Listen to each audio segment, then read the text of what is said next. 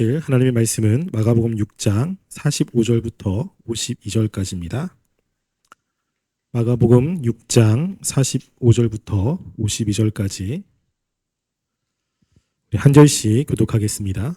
예수께서 즉시 제자들을 재촉하사 자기가 무리를 보내는 동안에 배 타고 앞서 건너편 벳세다로 가게 하시고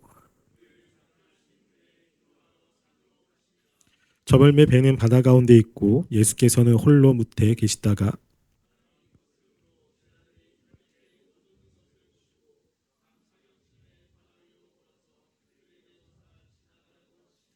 제자들이 그가 바다 위로 걸어오심을 보고 유령인가 하여 소리 지르니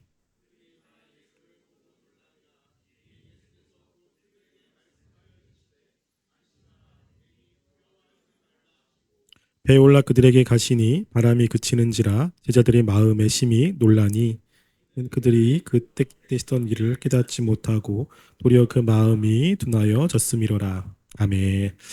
우리는 2주 전에 이 말씀의 일부를 살펴보았습니다. 예수님께서 오병이어의 기적을 행하신 이후에 제자들을 억지로 떠나시게 했죠. 2만 명이나 되는 사람들을 돌려보내는 일이 굉장히 많은 사람의 일손이 필요하지만 예수님께서는 제자들을 배를 타고 건너 지방으로 가게끔 하셨습니다. 그 이유는 그 당시 사람들이 가지고 있었던 잘못된 메시아관을 제자들이 이렇게 영향을 받지 않게 하기 위해서 그렇게 했다고 이야기를 했죠. 그리고 무리가 다 간 후에 예수님이 따로 기도하러 가셨습니다.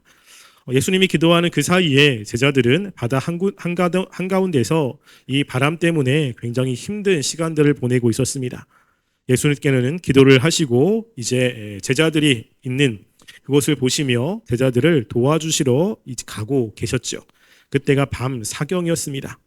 예수님께서 제자들 가운데 오셨을 때 제자들은 예수님이 바다 위로 걸어오시는 것을 보았습니다. 그때 오늘 함께 볼 말씀에 보면 예수님이 제자들이 예수님을 보고 유령인가 하여 소리 지르고 있다고 이야기하죠. 제자들은 예수님이 그렇게 오시는 것을 보고서 깜짝 놀랐습니다. 그리고 유령이라고 소리쳤죠. 지금 예수님과 제자들과의 관계 속에서 우리가 눈여겨보아야 될 단어가 바로 이 놀람이라는 것입니다. 이게 마지막에도 나오거든요. 그래서 이 말씀이 50절에도 보면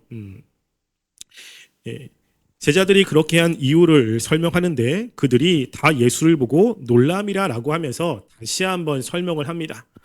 지금 이 놀람이라는 것이 어떻게 보면 예수님의 기적을 경험한 사람들에게 나오는 일반적인 모습입니다. 그런데 지금 이 상황 속에서는 제자들에게는 부정적인 모습으로 이렇게 드러나게 됩니다. 그것을 좀 이따가 살펴볼 거고요. 그 전에 먼저 함께 살펴보려고 하는 것은 이제 예수님께서 제자들이 있는 곳에 오셔서 제자들의 그 어려움을 해결해 주시는 모습이 이제 기록이 되어 있습니다.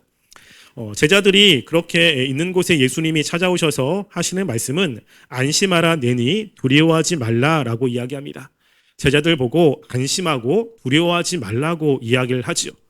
우리가 어떻게 보면 지금 예수님께서 그 밤에 물 위로 걸어오시는 걸 보고 제자들이 깜짝 놀라서 야 나니까 나를 유령이라고 생각하지 말고 그냥 마음의 평안함을 가져라 두려워하지 말라 라고 생각할 수 있지만 실제로 제자들이 두려워하는 것은 그것도 있지만 파도 때문에도 두려움이 있습니다.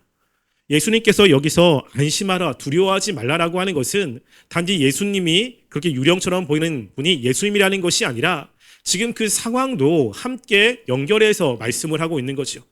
제자들은 지금 두려워하고 있고 그리고 어떻게 할지 모르는 상황 속에 있습니다. 예수님이 찾아와서 이제는 걱정하지 말라는 거죠. 이제는 두려워하지 말라고 말씀을 합니다. 왜 걱정하고 두려워하지 말아야 되는지를 이 말씀 속에서 이야기를 합니다. 왜 그렇죠? 지금 내니라고 하는 것에서 있습니다. 예수님께서 지금 이렇게 안심하고 그리고 두려워하지 말라라고 하는 것은 예수님이 지금 이곳에 계시기 때문에 그렇습니다. 내니라고 하는 것은 이게 헬라어로 에고에이미라고 하는 단어입니다. 여러분 에고에이미 많이 아시죠? 요한복음에 보면 굉장히 많이 나옵니다. 이 에고에이미는 특별히 하나님을 설명할 때 이 단어를 되게 많이 씁니다. 이 단어가 이 구약에도 나오는데요. 구약에 보면 에고에이미와 같은 그 히브리어가 있습니다. 그것이 바로 뭐냐면 야훼라고 하는 단어예요. 그러니까는 하나님께서 모세에게 찾아와서 이스라엘 백성들을 구원해라라고 이야기를 합니다. 모세는 가고 싶지 않았지요. 그때 모세가 하나님께 이야기합니다. 이스라엘 백성들이 누가 너를 보냈느냐라고 물으면 내가 뭐라고 대답을 합니까? 그때 하나님께서 하나님의 이름을 가르쳐 줍니다. 이름은 굉장히 중요한 겁니다. 우리도 다 이름을 갖고 있지 않습니까? 우리가 부모님이 자녀에게 이름을 준다는 것은 그 이름에 걸맞는 삶을 살고자 하는 바람 때문에 그 이름을 짓죠. 그런데 이 세상에 존재하는 사람은, 존재하는 존재는 무엇인가 바람이 아니라 그 존재의 특성에 맞는 이름을 주게 되어 있습니다. 그래서 처음에 아담이 이 세상에 있는 동물들에게 이름을 줄 때 그 동물의 특징에 맞는 이름을 부여해 주시는 거예요. 하나님이라고 하는 존재는 무엇인가 되는 존재가 아닙니다. 이 세상의 모든 것을 다 갖춘 존재지요. 그 자신을 다른 존재에게 이야기를 할 때 하나님이 가지고 계신 특성을 이름이라는 것을 통해서 알려주게 됩니다. 그래서 그 고대의 신들은 고대의 신이 가지고 있는 능력이나 그리고 그들이 해야 될 것을 이름이라는 것에 포함시켜서 이야기를 했어요. 그래서 그 신의 이름을 알면 그 신의 능력을 알게 되고 그 신의 한계도 알게 되는 것입니다. 싸울 때 이름을 알려주면 안 되는 거예요.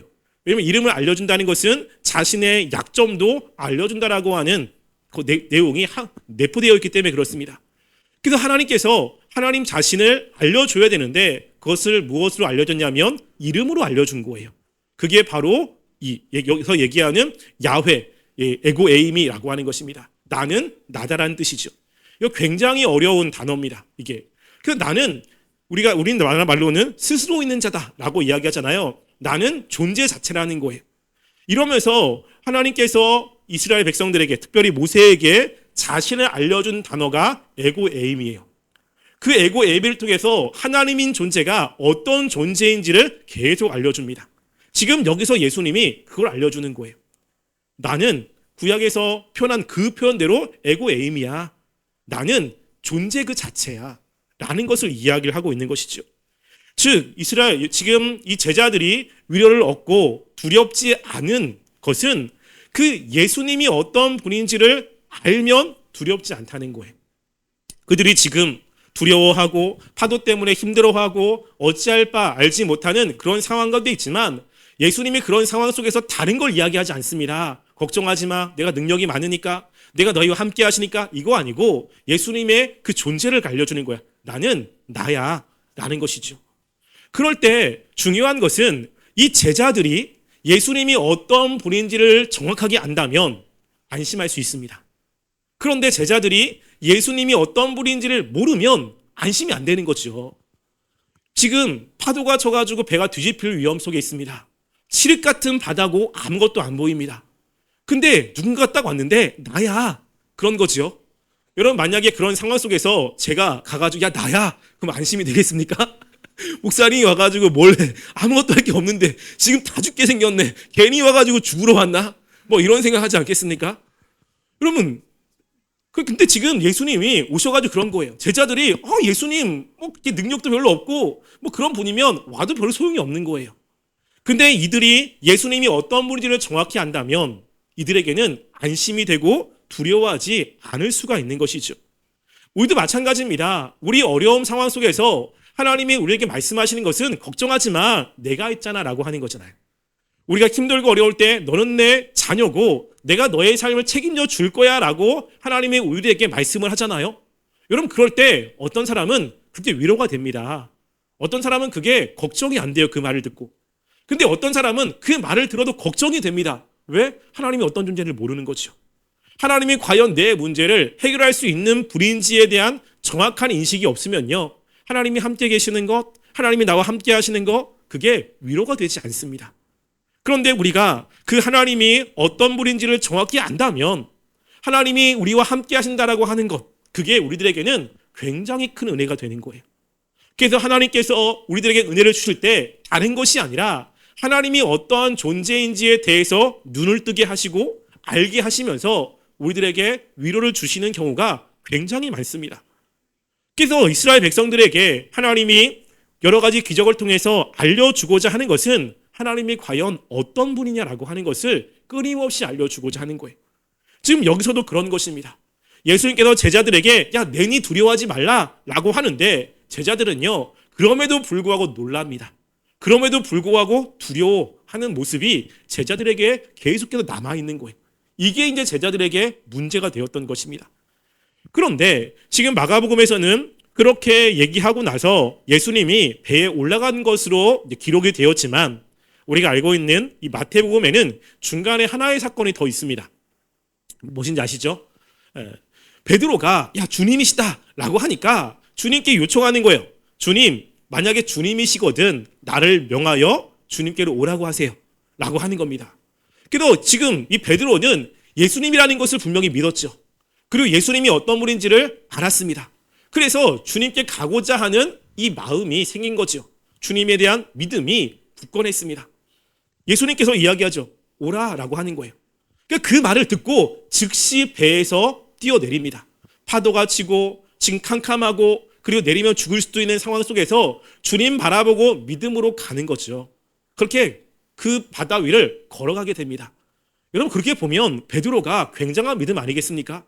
그 예수님이 어떤 분인지를 분명히 알았고 그 안 것에 대한 행동으로 그렇게 주님께 가는 베드로의 모습을 보면 굉장한 믿음이 있어요. 여러분, 근데 그거보다 좀 더 중요한 게 뭔지 아세요? 베드로가 주님 보면 가는데 마가복음에 보면 베드로가 파도를 보기 시작하는 겁니다. 그러면서 점점점 그 바다 밑으로 빠져들고 있는 자신의 모습을 이제 경험하게 되는 거죠. 그때 주님께 주님 살려달라고 애원을 합니다. 여러분, 예수님께서 그때 그 베드로를 보시면서 말씀하신 게 뭐냐면요. 왜 두려워하느냐? 이 믿음이 적은 자들아라고 이야기하는 거예요. 믿음이 없다고 이야기하지 않습니다. 무엇이죠? 믿음이 적다라고 이야기하는 거예요. 여러분, 그래서 그 상황을 한번 생각해 보시면요. 베드로가 바닷속에 이렇게 빠져가고 있습니다. 예수님이 베드로의 손을 듣고 질질질 끌고 가는 거예요. 이렇게. 처음에는 호기롭게 갔습니다. 주님 바라보며 내가 하나님만 바라보고 믿음으로 가겠다고 그래서 출발했는데 정말로 하나님의 능력으로 바다 위를 걸어가고 있는 거예요. 그렇게 그런 기적을 경험했으면 끝까지 주님만 바라보면 얼마나 좋겠습니까? 그런데 시간이 지나면서 주님 외에 다른 게 보이는 거예요. 주름 외에 지금 눈에 파도가 보이고 그리고 캄캄한 그런 상황들이 보이고 지금 자기 상황에 어려움이 보이는 것입니다. 그러면서 그 하나님만 바라봤던 그 시선이 점점점 흐트러지게 되고 예수님을 향한 그 믿음이 점점점 흔들려 버리는 거예요. 그러다 보니까 처음에 하나님의 능력으로 걸었던 그게 점점점 없어지게 되는 거죠. 여러분, 여기서 우리가 정말로 잘 알아야 되는 것 중에 하나가 무엇이냐면요. 우리가 말씀을 듣고 야, 맞아, 하나님이야, 내가 하나님께 헌신하겠어, 무엇인가 하겠어 라고 호기롭게 하는 거 굉장히 좋습니다. 그런데 그것과 함께 중요한 것은 뭐냐면요. 그 믿음을 유지시키는 거예요. 유지시키는 건 너무나 중요한 것입니다. 여러분, 하나님께서 아브라함에게 이삭을 바치라고 이야기를 했잖아요. 아브라함이 하나님의 은혜를 많이 받았기 때문에 처음에 그 말씀을 들었을 때 이삭을 바치고자 하는 마음이 있었겠죠. 여러분, 그런데 하나님께서 이삭을 바치려고 하는 곳이 모리아산이에요. 그것은 아브라함이 있는 곳에서 3일 정도를 걸어가야 되는 곳입니다. 여러분, 하나님께서 그냥 모리아산 옆에 아브라함을 거주시키고 바로 옆에 그냥 그날 결심했으면 그날 바치게끔 하지 않고 3일이라고 하는 기간을 가게끔 한 이유가 있습니다. 여러분, 그것은요, 우리가 무엇인가 마음의 감동을 느꼈을 때 그 즉시 헌신하는 것은 굉장히 쉽습니다. 그런데 그 헌신을 유지하고 계속해서 주님만 바라보는 생활은 굉장히 쉽지 않습니다. 여러분, 그 순간에는 하나님의 은혜가 커가지고 바치려고 했지만 이제 점점점 시간이 지나가는 거죠. 이삭과 이야기를 합니다. 그리고 이삭의 과거의 이야기가 계속 들려옵니다. 그러면서 이제 이 이삭을 죽여야 되는 거예요. 그러면 과거에 있었던 그 추억들 막 생각이 나지 않겠어요? 3일 동안 그것을 감당하며 가는 거예요. 하나님의 은혜도 있지만 그 이삭과의 추억, 그 이삭을 사랑하는 마음, 그 정말 아끼는 그런 마음, 이 마음을 계속 안고서 3일 동안 가는 겁니다. 아브라함 마음이 흔들렸을까요? 안 흔들렸을까요? 흔들렸을 것 같습니까? 아닐 것 같습니까? 전 모릅니다. 성경에 나오지 않기 때문에 몰라요. 근데 중요한 것은 아브라함이 하나님에 대한 마음을 끝까지 붙들었다는 거예요. 이삭이 물어요. 아버지, 지금 우리가 땔감을 가지고 가는데 재물은 어디 있습니까? 여러분, 그때 아브라함이 하나님이 준비하실 것이다 라고 이야기를 할 때 아브라함 마음은 어떻겠습니까? 야, 너야. 이렇게 얘기를 못하고 지금 이삭을 잡아야 되는 거예요. 근데 그렇게 물어볼 때 아브라함 마음은 얼마나 찢어졌겠습니까? 그런데 아브라함은 끝까지 그 하나님을 붙잡았고 하나님을 믿으며 끝까지 갔다는 거예요. 이게 아브라함의 굉장한 큰 위대함입니다.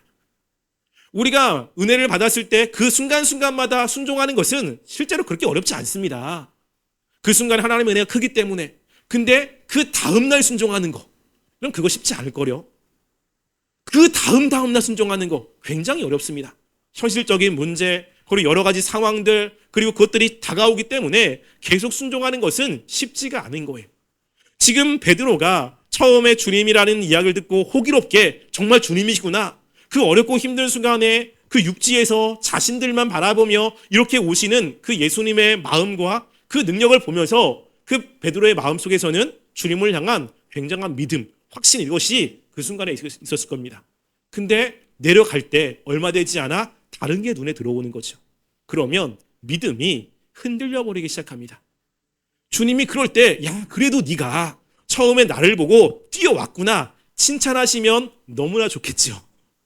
근데 주님은 뭐라고 하세요? 책망하시는 거예요. 왜 믿음이 적게 의심하느냐? 왜 두려워하느냐? 라고 책망하시는 그 주님의 모습을 보면 우리가 끝까지 주님을 바라보며 가는 것이 얼마나 중요한지를 깨닫게 됩니다. 그래서 우리가 다른 어렵고 힘든 순간에도 우리의 시선을 주님께 고정시키고 그 분이 어떤 분인지를 잊지 않는 것이 너무나 중요한 거예요. 그래서 신약에 보면 위대한 사도인 이 사도 바울이 이야기하기를 빌립보서 3장 8절에 보면 이렇게 이야기했습니다. 또한 모든 것을 해로 여김은 내 주 그리스도 예수를 아는 지식이 가장 고상하기 때문이라. 내가 그를 위하여 모든 것을 잃어버리고 배설물로 여기는 그리스도를 얻고라고 이야기하죠. 예수님 외에 모든 것을 다 배설물로 여겼다는 거죠. 그 모든 것에는 자신의 신분이나 자신이 했던 업적 다 있습니다. 그게 가치가 없다는 게 아니에요. 그것을 예수님과 비교했을 때 자신의 그동안 가치 있게 여겼던 것이 다 배설물처럼 느껴진다는 거거든요. 그만큼 예수님이 중요하다는 것을 고백하고 있는 거예요. 여기서도 마찬가지잖아요. 주님 바라보고 나갔다면 그 무리를 걸었을 것입니다. 그런데 그 순간에 주님이 안 보이는 거죠. 주님께 시선을 고정하지 않으니까 자꾸만 어려움이 밀려오기 시작하고 그것 때문에 마음에 두려움이 생기기 시작하는 것입니다. 그럼에도 불구하고 예수님이 감사한 것은 그 제자를 포기하지 않는다는 거죠. 책망하시고 네 알아서 해라 라고 하지 않고 끝까지 책임져 주시고 그들을 구원해 주시는 것이 얼마나 우리에게 감사한지 모릅니다. 그래서 이 예수님께서 이 베드로를 데리고 배에 올라가셨습니다. 그런데 배에 올라가자마자 51절에 보시면요, 배에 올라 그들에게 가시니 바람이 그치는지라 라고 이야기합니다. 예수님이 배에 올라가자마자 어떤 일이 벌어지죠? 바람이 그쳤어요. 여러분, 우리가 이거와 거의 똑같은 내용이 마가복음 4장 35절부터 나옵니다. 예수님과 제자들이 배를 타고 또 같은 바다를 지나가잖아요. 근데 예수님은 주무시고 계셨어요. 제자들이 나름대로 그 풍랑을 이기기 위해서 노력하지만 더 이상 자신의 힘으로 할 수 없는 상황에서 예수님을 깨우죠. 여러분, 그때 예수님께서 어떻게 하셨죠? 바람과 바다를 꾸짖으셨어요. 그때는 꾸짖으셨는데 지금은 어떻죠? 그냥 배에 들어가니까 잔잔해지신 거예요. 지금 예수님께서 하시는 기적을 보면 어떤 하나의 방법으로만 기적을 행하시는 분이 아니라는 것입니다. 이게 예수님은 다양한 방법으로 우리들에게 역사하실 수 있다는 거예요. 우리가 어떤 것을 경험하면 이게 하나님의 은혜를 받을 수 있는 그 방법인가 보다. 이렇게 하면 하나님의 역사, 하나님의 능력을 경험할 수 있나 보다. 사람들에게 방법을 알려주잖아요. 근데 방법은 그렇게 중요하지 않습니다. 여러분, 중요한 것은 방법이 아니라 하나님의 뜻이에요. 여러분, 기도하면 응답을 받죠. 요즘에 이제 수능인데 수능 때문에 많이 기도하잖아요.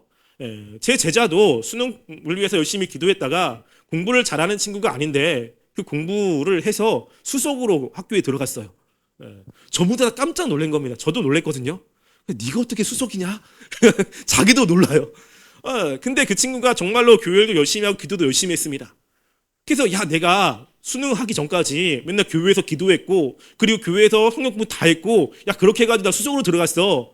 여러분 다른 사람이 그렇게 하면 들어갑니까? 떨어집니다. 그렇게 들어간 것은 하나님의 뜻이 있기 때문에 그래요. 그 친구에게 하나님이 하시려고 하는 것이 분명했어요. 그것 때문에 신앙이 더 성숙했고 그것 때문에 하나님을 의지하는 마음이 더 커졌거든요. 하나님의 뜻이기 때문에 그 방법을 쓰신 거예요. 우리가 누군가가 이걸 통해서 뭘 얻었다, 이걸 통해서 뭘 했다라고 했을 때 그 방법이 중요한 게 아니고요. 하나님의 뜻이 중요한 거예요. 그 방법이 아니어도 하나님은 얼마든지 역사할 수 있습니다. 근데 중요한 것은 하나님이 함께 있을 때 무엇인가 결과가 나타난다는 거예요. 지금 여기서도 그렇잖아요. 이전에는 예수님께서 꾸짖으시면서 바람과 바다를 잔잔케 했습니다. 여기서는 배에 타시니까 바람과 바다가 잔잔케 된다는 거죠.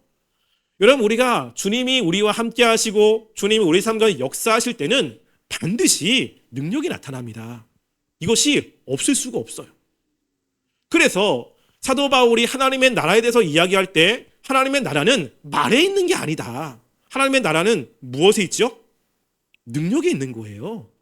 우리가 주님을 믿고 주님과 함께 한다는 것은 내가 주님과 함께 하고 있어. 하나님 나에게 이렇게 했어. 라고 말로 되는 게 아니고요. 실제 그것이 내 삶 가운데 나타나게 되는 거예요. 그것을 내가 경험하게 되고 그 경험 때문에 감사함이 나오게 되고 하나님을 찬양하는 것이 나오게 된다는 것입니다.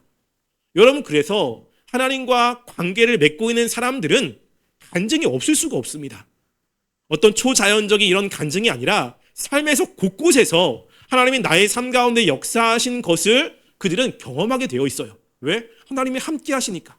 하나님이 함께 하시면 무슨 역사가 일어나지 않습니까? 여기서처럼 마음에 평안함이 있고 그리고 마음에 근심했는데 그 해결이 되고 그리고 좌절했는데 소망 가운데 나아가고 다른 사람이 미웠는데 그 사람의 사랑의 마음이 생겨서 관계가 회복되고 이런 것들 가운데 하나님이 역사하셔서 우리 삶 가운데 변화시키는 것이 반드시 있는 거예요.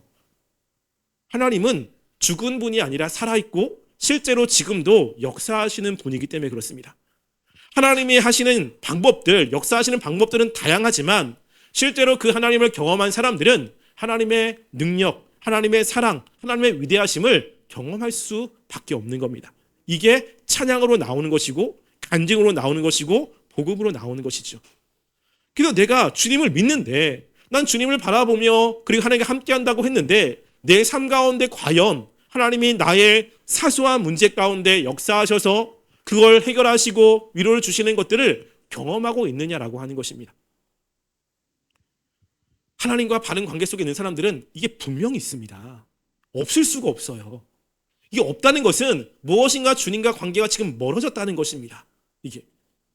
그래서 지금 제자들도 예수님이 함께 있을 때 그 예수님의 능력을 경험하게 되는 거죠. 여러분 근데 이제 우리가 처음에 얘기했듯이 이 이후에 이제 제자들의 모습이에요. 자, 51절 보시면 제자들이 마음에 심히 놀라니라고 이야기합니다. 자, 제자들이 지금 예수님이 오실 때 깜짝 놀랬죠. 어떻게 보면 그럴 수 있어요. 왜냐하면 캄캄한데 예수님이 왔으니까 굉장히 놀랐을 겁니다. 그럴 수 있어요. 근데 예수님께서 배에 타셨을 때 바람과 파도가 잔잔해졌습니다.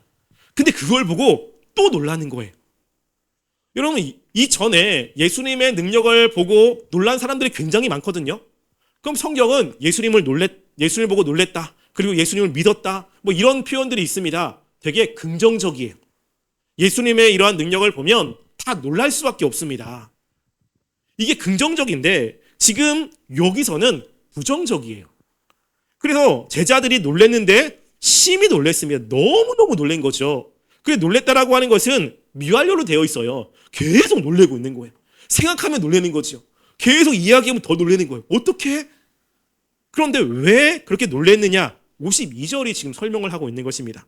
52절 보시면 뭐라고 이야기하냐면요. 이는 그들이 그 떡 떼시던 일을 깨닫지 못했기 때문이다 라고 이야기하는 거예요. 이런 뉘앙스로 보면 제자들이 놀라는 것은 지금 이게 뭔가 정상적이 아니에요. 놀라지 말아야 되는데 놀란 거죠.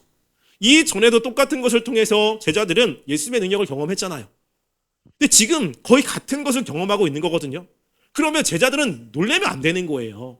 예수님 이런 능력이 있지. 감사해야 되는 것입니다. 그런데 지금 이들은 놀래고 있는 겁니다. 그 놀란 이유가 무엇인지를 설명하고 있죠. 그래서 그 떡 되시던 일을 깨닫지 못한다라고 이야기합니다.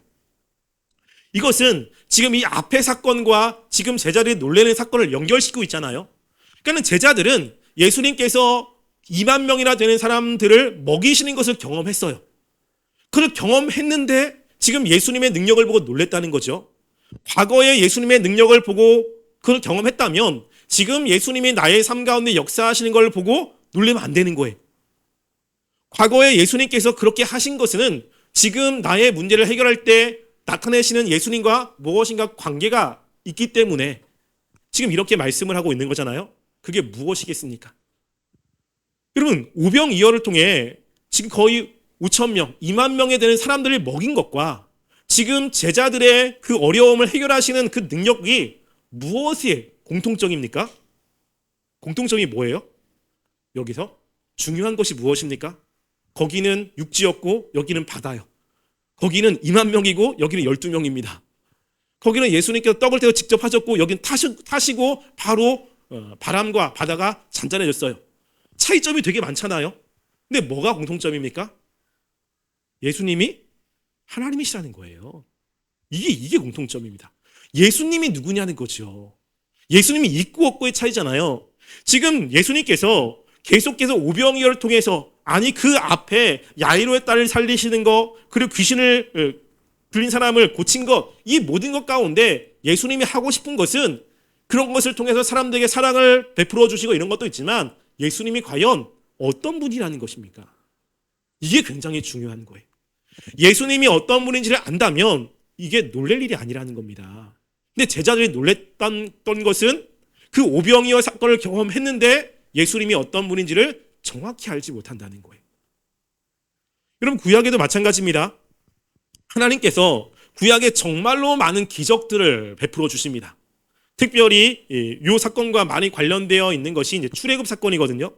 출애굽 사건인데 그 하나님께서 이스라엘 백성만이 아니라 애굽 사람들에게 나일강의 물을 피로 바꾼 거, 그리고 그 애굽 군대를 홍해에 빠져 죽게 만든 거, 그리고 이스라엘 백성들에게 먹을 것을 주시는 거. 여러분, 이런 많은 기적들을 했습니다. 이런 기적들을 행하면서 하나님이 공통적으로 알리고 싶은 것이 있었어요. 기적은 다양합니다. 그런데 하나님이 그걸 통해서 이스라엘 백성과 그리고 애굽 사람들에게 딱 한 가지만 알리고 싶은 거예요. 그게 뭐냐면 바로 하나님께서 여호와이신 줄을 알리고 싶은 겁니다. 하나님께서 여호와라고 하는 분이라는 거예요. 지금 예수님께서 뭐라고 이야기했죠? 에고 에임이 나는 나다, 나는 여호와라는 뜻이거든요. 그러니까 지금 하나님이 하나님 되신다는 거예요. 이 세상의 모든 것을 존재하게 만드시는 분, 이 세상의 모든 것을 할 수 있는 분, 그분이 하나님이시라는 겁니다. 그것을 알려주기 위해서 때로는 나일강 물을, 때로는 이스라엘 백성들과 애굽군을 좀 나누면서 메뚜기를 통해서, 또는 애굽 사람들을 홍해에 다 잠수시키면서 죽이는 걸 통해서 하나님의 능력을 계속 보여주는 거예요. 이 세상에 하나님과 같이 이런 능력을 가지고 계신 분은 없다는 것이죠. 이걸 알려주고 싶은 겁니다. 예수님도 마찬가지예요. 예수님이 정말로 다양한 기적들을 행하셨습니다. 그런데 그걸 통해서 예수님이 알려주고자 하는 것은 예수님께서는 모든 것을 할 수 있는 초월자 여호와 하나님이라는 것을 알려주고 싶은 거예요. 그분이 못하시는 것이 없다는 거죠. 근데 병을 고치는 것은 그치 예수님이 하신 거야. 왜 경험했으니까. 근데 새로운 것을 하면 이것도 하시네. 왜 그럽니까? 하나님이심을 모르기 때문에 그러는 거예요. 우리가 신성 하나님을 이야기할 때 삼위일체 하나님을 우리가 생각하지 않습니까? 여러분, 삼위일체 하나님은 굉장히 기독교에서 중요한 거예요. 삼위일체 하나님의 그 개념은 삼위, 그러니까 쉽게 말해서 세 분 하나님이 신성을 가지고 있는 분이라는 것이잖아요. 쉽게 얘기해서. 근데 이게 삼신론이 아닙니다.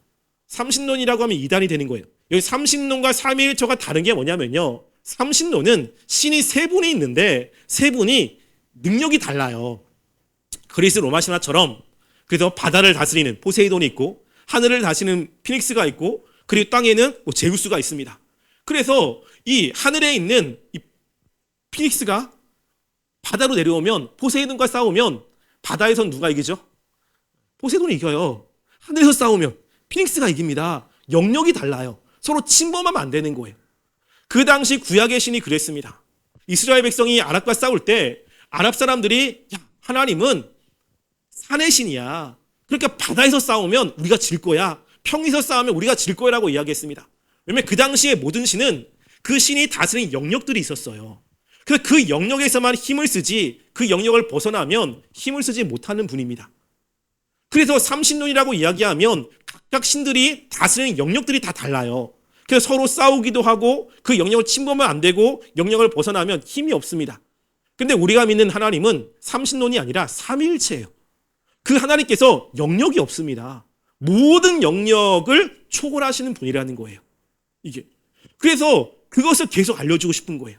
그래서 이런 거 저런 거 여러 가지를 통해서 하나님이 가지고 계신 능력은 지금 모든 것을 초월하시는 그런 능력을 가지고 있다는 것을 알려주시고자 계속 역사를 하고 있는 것입니다. 그것을 경험한 사람들은 바로 그 하나님, 예수님께서 그러한 능력을 가지고 계신 신이라는 것을 깨달아야 되는 것이죠. 그런데 제자들은 그런 것을 경험했음에도 불구하고 깨닫지 못하고 있다는 것입니다.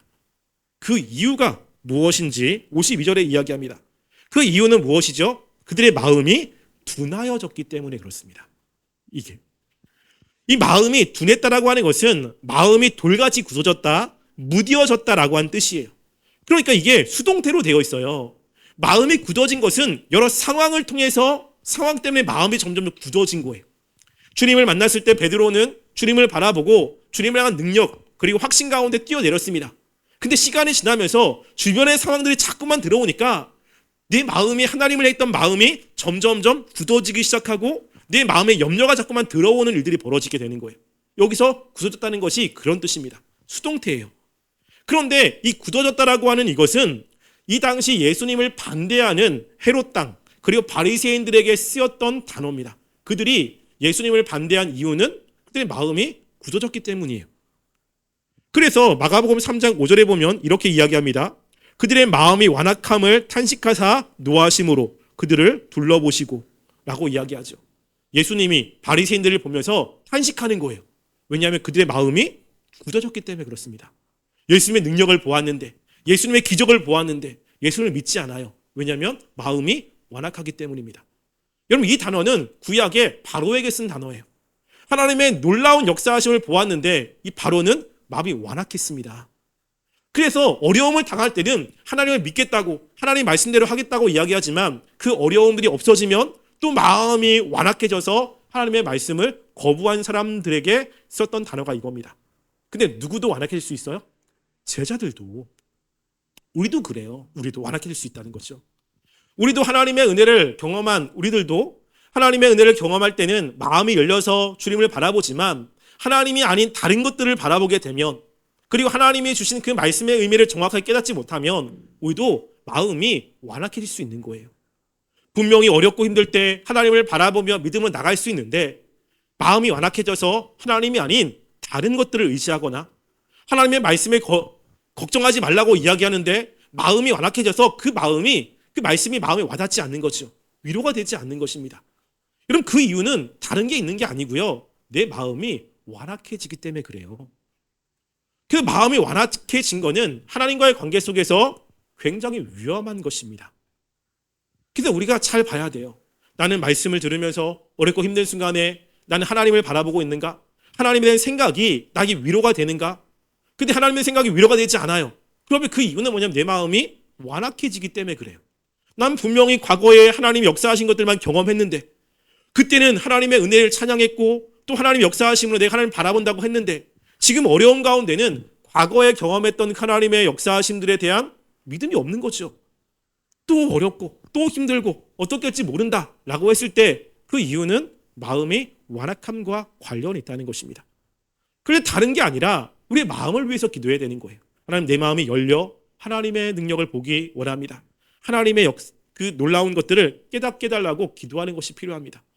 지금 예수님께서 제자들의 이런 모습을 보며 책망하고 있거든요. 그래서 우리가 좀 하나님의 말씀을 들을 때 또 어렵고 힘든 순간에 우리는 어떠한 모습을 보이고 있는지를 한번 잘 확인해 보았으면 좋겠습니다. 하나님의 나라는 능력이 있습니다. 우리가 주님을 믿는 믿음이 성경에서 이야기하는 그 믿음이라면, 그리고 하나님은 분명히 우리와 함께 하시다고 말씀을 했잖아요. 그랬다면 여러분의 삶 가운데 하나님이 사소하게 역사하시는 것들, 하나님의 손길들을 여러분들은 경험하게 될 겁니다.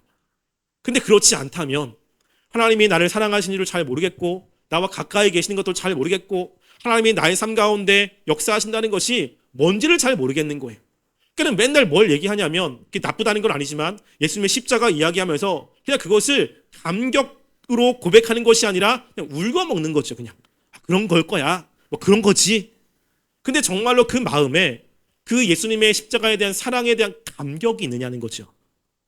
그거에 대한 정말로 나 같은 사람을 살리신 것에 대한 그 사랑에 그 깊은 깨달음, 이것이 내 마음에 있어서 그거를 향한 고백이냐는 것, 이게 굉장히 중요한 것입니다. 따라서 오늘 말씀을 통해서 나는 과연 어떤 마음인지를 한번 확인해 보시고요. 내가 완악한 마음이라면 주님께 내 마음을 위해서 기도했으면 좋겠습니다. 하나님, 나의 완악한 마음을 깨트려 주시고 나의 마음을 부드럽게 하셔서 우리가 하나님 앞에 온전한 모습으로 나아가고 주님의 그 능력을 바라보며 하나님을 찬양하는 삶이 될 수 있도록 나의 삶 가운데 역사해달라고 그렇게 기도하며 살아가는 삶이 되기를 간절히 소원합니다. 기도하겠습니다.